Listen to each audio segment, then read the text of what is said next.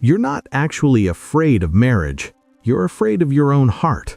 Because the last time you trusted it completely, it led you somewhere you didn't recognize yourself anymore, and to a distance from Allah that felt heavy and hard to return from. So now, when someone says, maybe she's a gift from Allah, you don't feel excitement. You feel careful.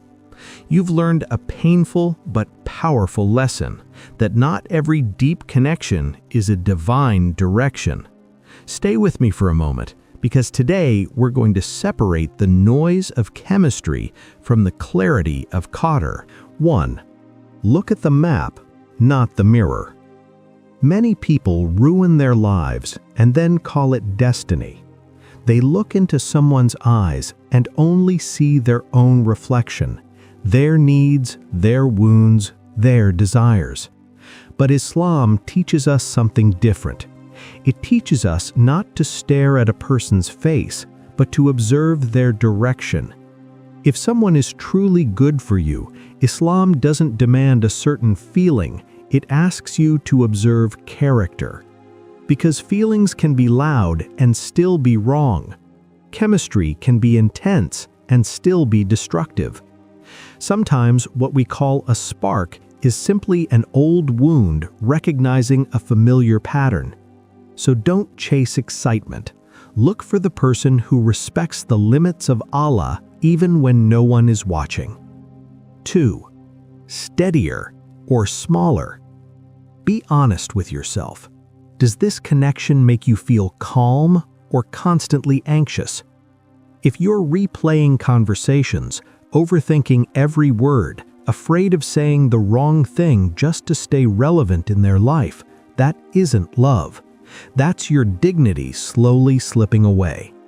When Allah sends someone for your good, your heart doesn't become louder, it becomes clearer. You never have to shrink to fit into a space meant for you. Real love helps you stand taller. It doesn't make you beg for attention or reassurance. Anything that asks you to negotiate your self-respect is not a blessing, it is a test. 3. The respect of limits. If you constantly have to explain or defend your boundaries, they are already being crossed. True respect doesn't argue with limits, it honors them quietly. In today's world, people might label halal standards as rigid or outdated, but what comes from Allah does not survive in secrecy. It thrives in clarity. Anything that requires you to hide from your conscience or disobey Allah just to keep it alive is not a gift, it is a distraction. 4.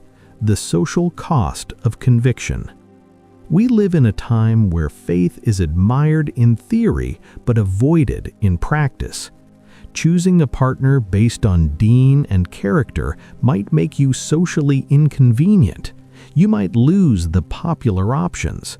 You might be called unrealistic. But faith was never meant to be popular. It was meant to be true. A society that claims to want stable homes often mocks the very values needed to build them. If choosing the right path costs you social approval, pay that price willingly. It is nothing compared to the cost of losing your soul. 5. The success of a closed door. Life doesn't always end with a wedding. Sometimes the greatest mercy from Allah is a door that closes, gently but firmly. We chase happy endings, but Allah gives pure endings. If a connection ends and your iman is still intact, your self-respect still standing, and your conscience at peace, you haven't lost.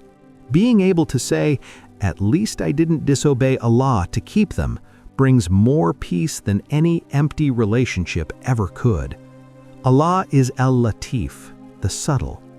Sometimes He protects you by removing exactly what you thought you needed. Allah never wastes a choice made for His sake, especially the sacrifices no one else sees.